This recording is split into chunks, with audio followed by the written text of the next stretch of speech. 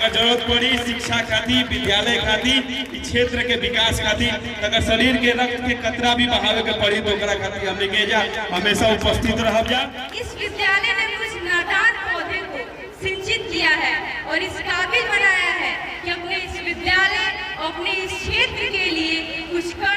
सर्वप्रथम इस दियरा क्षेत्र के अलग अलग गांवों में शिक्षा का एक अलग जगाने वाली संस्था बाल विद्या मंदिर के संस्थापक, हमारे अभिभावक, हम सभी के गार्जियन, हम लोग के सर को मैं प्रणाम करता हूँ, गोड़ लगता नहीं, राहुल आशीर्वाद मांगता हूँ। साथ ही कार्यक्रम में हम जब आईनी हमने के बहुत से वरिष्ठ अभिभावक, हमारे अभिभावक कल तो सही ना रही, हमारे पिताजी के अभिभावक खुले, उनके मार्गदर्शक श्रीमान शंभूशरण मिश्रा जी, भुवनेश्वर तिवारी जी समेत जितने भी मैंने देखा कि मेरे पिताजी के मार्गदर्शक और उनके अभिभावक थे, उन सभी का आशीर्वाद एंट्री के साथ ही मिला। ये मेरा सौभाग्य है, एक साथ इतने गुरुजनों और श्रेष्ठ जनों का आशीर्वाद पाने का सौभाग्य प्राप्त हुआ। साथ ही जो विद्यालय के प्रांगण में हमने के एकत्रित भइल वाली जा एक महत्वता समझे खातिर हुआ कि आज से 20 बरिस पहले या 25 बरिस पहले जाए के पड़ी। हमनी के गांव जब ज्यादा दूर नहीं है, वो झुवलिया से भी करनामेपुर आके पढ़ल एगो अचीवमेंट मानल जाता है। वो समय शिक्षा के स्टैंडर्ड के जो आसमान पर यहाँ के लेके रखले रही, उस समय दर समय बढ़त चलल बा। क्वालिटी के साथ कोनो कॉम्प्रोमाइज नहीं के भाई, जोना के परिमाण सहित हम बता सकता नहीं कि जो बच्चन के संख्या बा, स्टूडेंट के संख्या बा सर, वो काबिले तारीफ बा। ये दर्शावत और पक्ष में गवाही देता कि जो शिक्षा के स्टैंडर्ड और क्वालिटी चाहिए वो समय के साथ निरंतर ऊपर बढ़ल बा, नीचे नहीं आए। एकरा खातिर जितना भी है भाई उपस्थित बारे, जितना भी देश के भविष्य के हमने के नौनिहाल उपस्थित बारे, सब बच्चा लोग से हम आग्रह कर जोरदार ताली रहुआ सब एक बार सर खातिर बजाई। यहाँ का बहुत बड़ तपस्या, बहुत बड़ समर्पण और बहुत बड़ त्याग रहल बा क्षेत्र खातिर और शिक्षा के फील्ड खातिर। यहाँ के भी चाहती तो समय के साथ जो ना समय में यहाँ के विद्यालय के जो शुरुआत कैले रही, वो घड़ी शिक्षा के शायद ही के उतना महत्वता समझत भी रहे तो ऐसा भय के माहौल रहे कि वो अपन बच्चा के गांव से दूर करनामेपुर तक बिना भेजत रहे। हमने के खुद अपना परिवार में पैर भी लगवावे के पड़त रहे कि हमने के भी करनामेपुर आके पढ़े के मौका मिले। दुर्भाग्यवश हमने के मौका ना मिल पाई रहे, चूंकि एज भी बहुत कम रहे, परिस्थिति ऐसा ना रहे, ऐसा माहौल ना रहे, ऐसा वातावरण ना रहे कि हमने के आके जब पढ़ पाई जाए। लेकिन हम लोग सबके बतावल चाहते नहीं कि हमने के भी परिवार के लोग इस विद्यालय से और यहाँ के मार्गदर्शन प्राप्त कैले बा, एजा से शुरुआती शिक्षा प्राप्त कैले बा। वो आज के डेट में देश के प्रतिष्ठित संस्थान IIT और AIEEE जैसे जितना भी एग्जाम होत रहे, ओकरा के क्वालिफाई करके IIM जैसे संस्थान से पढ़ाई करके विदेश तक में भी कार्यरत बढ़े। बाद में भले जाके अन्य स्टेट में पढ़ाई कल गई, लेकिन जो बेसिक शिक्षा रहे वो ये स्कूल से मिल रहे और ये के मार्गदर्शन में मिल रहे। तीन यहाँ के जो दायरा बा खाली हमने के शाहपुर, करनामेपुर और आरा और बिहार तक नहीं खे। एजा के निकलल बच्चा जो वो जाके देखब जो ना के एलुमनाई कहल जाला। समय के साथ भले सब क्यों दोसर स्कूल में शिफ्ट कर गए, लेकिन बेसिक एजुकेशन जो रहे जिनका एजा से मिलल बा, देश ही ना विदेश में भी अलग अलग जगह पर अलग अलग संस्थान में एक अच्छा पद पर कार्यरत बारे। एकरा खातिर जितना आभार हुआ प्रति व्यक्त कल जाओ, प्रकट कल जाओ, वो कम हो। साथ ही समय हमनी के भी देखले बन पुराना समय करीब 2000 के समय वाला जो दौड़ रहे, वो समय से शिक्षा के प्रति यहाँ के संघर्ष कैले बानी और उस संघर्ष के परिणाम है कि आसपास के क्षेत्र में जब भी जे यहाँ के नाम लेवेला आदर मान सम्मान के साथ लेवेला। ये बहुत बड़ उपलब्धि होला। रुपया पैसा धन दौलत बहुत केहू कमा लेवेला, लेकिन मान सम्मान कमावल असली उपलब्धि हो जो रहुआ लगे बाटे। एकरा खातिर हम अपना तरफ से, अपना पूरा परिवार के तरफ से और जो भी हमारा घर के लोग रहुआ की से शिक्षा ग्रहण कैले बारे, अनफॉर्चुनेटली नहीं कार्य के लिए खातिर बाहर बढ़े, उन लोग के तरफ से भी हम रहुआ प्रति आभार व्यक्त करता नहीं। साथ ही हम विश्वास दिला दिया चाहते नहीं कि भले आज के युग में अलग अलग कॉन्वेंट स्कूल के कल्चर आ गई, अन्य तरह के जो CBSE के जो नया करिकुलम बा ओकरा बेसिस पर पढ़ाई होता, लेकिन यहाँ के जो त्याग समर्पण बा ओकरा खातिर विशेष मन में आभार बा, समर्पण बा।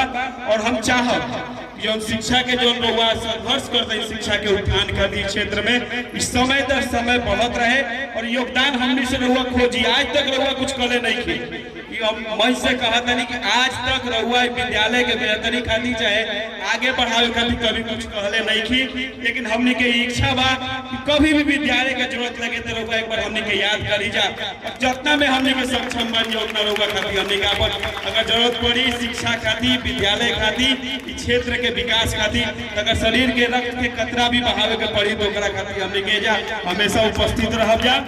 साथ ही बहुत से ऐसा हमने जब फैकल्टी देखने टीचर के रूप में, सपोर्ट स्टाफ के रूप में, वो हमने के कुछ लोग जूनियर भी बा, कुछ लोग बहुत ज्यादा जूनियर बा, लेकिन वो लोग आके आज के डेट में बच्चन के शिक्षा देता रहे।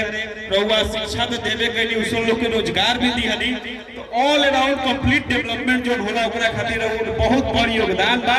हम तो अभी कुछ हमनी के हाथ में बा ना, लेकिन अभी आए वाला समय में कहीं पटना में मौका मिले, कहीं भी मौका मिले तो विशेष रूप से और सम्मान समारोह आयोजित करब और शिक्षा के प्रति जो सम्मान बा, समर्पण बा, ओकरा के पटना में जो बिहार के जो पटल बा ओकरा पर रखे खातिर हम प्रयास करब। रहुआ से हम विश्वास दिला देना चाहते हैं। साथ ही बहुत सा ऐसा बच्चा बारे तो हम लोग से हमारे विशेष आग्रह बा, तो हम लोग अपना आप के सौभाग्यशाली मानो लो कि ऐसा विद्यालय में आके पढ़े के मिलता।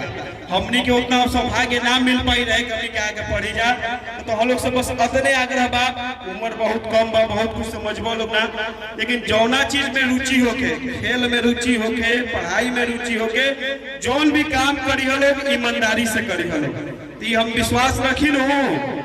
जितना भी स्टूडेंट बड़े दोनों हाथ उठा के बोली हम आपको सबसे विश्वास रखी ना। जब बच्चा अपना जागरूक बने सर देश के दम सुरक्षित रही। और ये लोग जरूर में से भी हमारा उम्मीद बा कि कुछ बच्चा आगे निकल के IAS बनिए, IPS बनिए, मल्टीनेशनल कंपनी में काम करिए और बहुत सारा और बच्चा काम करता रही। हम विशेष रूप से रहुआ के बतावल चाहते हैं। इतना कह के हम अपन वाणी के विराम दे और जितना भी बच्चा है अपन कला के प्रदर्शन कैले हैं, अपन टैलेंट दिखौले हैं, तो सब लोग के शुभकामना बा हमारा तरफ से। शायद पुरस्कार वितरण भी रही बच्चन के जो बढ़िया प्रदर्शन करी, तो पुरस्कार के फेरा में नहीं पड़ेगे। जे मंच पर आके प्रदर्शन कर दिया ओकरा खातिर उहे विजेता के लक्ष्य होके के चाहिए। ऐसे कि बहुत ऐसा लोग के हमनी के देखले बानी जा बहुत सक्सेसफुल बाड़े, बहुत आगे बाड़े, लेकिन जब मंच पर चढ़ के दो शब्द बोले के होला, चाहे अपन टैलेंट दिखावे के होला, तो लोग के पैर कांपे लागेला। सर के हम धन्यवाद दे मंच के माध्यम से रहुआ सबके रहुआ बच्चों के बीच से ई डर भी खत्म करत तानी, जो स्टेज फोबिया कहल जाला ओकरा के रहुआ दूर करत तानी। एकरा खातिर भी विशेष रूप से आभार बा, सबके प्रणाम करत तानी। और बच्चा के जितना भी माता पिता हो जो उपस्थित बानी, अभिभावक उपस्थित बानी, रहुआ सब लोग के भी हम गोड़ लागत तानी, आशीर्वाद मांगत तानी। और साथ ही रहुआ सबसे एक आग्रह करत तानी, बेटा बेटी में फर्क नहीं करे के। घर में एक भी व्यक्ति चाहे वो बेटा हो चाहे बेटी हो के पढ़ लिख जाई तो परिवार के समाज के मान सम्मान ही बढ़ाई, घटाई ना।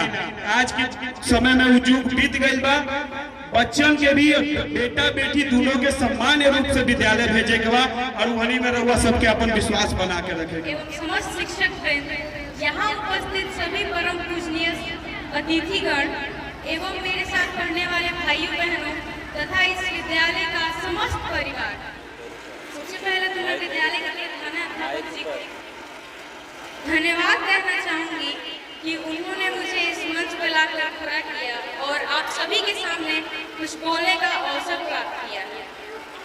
पहले तो मैं बता दूं कि मैं बचपन से इसी विद्यालय में पढ़ी हूँ। नर्सरी से लेकर 8th क्लास का सफर इसी विद्यालय से तय हुआ है। यहाँ के जितने सभी शिक्षक हैं उन्होंने मुझे जीवन के नए नए अनुभवों से अवगत कराया है, जिंदगी की नए नए तरीकों को सिखाया है, बहुत कुछ ही दिया है, जिसकी बदौलत आज मैं सफलता की इस सीढ़ी तक पहुंचने का पूरा प्रयास की। ये इस विद्यालय और यहाँ के शिक्षकों की ही देन है कि मैं इस काबिल बन पाई कि आज इस मंच पर खड़ी होकर आप सभी के सामने कुछ बोल पा रही हूँ।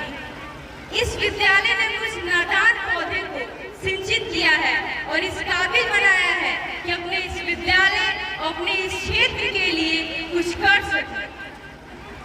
इस विद्यालय में मेरे जीवन का 9 साल व्यतीत हुआ है और इन 9 सालों में मैंने बहुत कुछ सीखा है और यहाँ जितने भी सब बच्चे उपस्थित हैं उन सबको भी मैं यही कहूँगी कि ये विद्यालय आप सभी के लिए सिर्फ एक विद्यालय नहीं है अपितु एक परिवार है और यहाँ के सभी शिक्षक आप सभी के लिए परिवार के सदस्य ही हैं।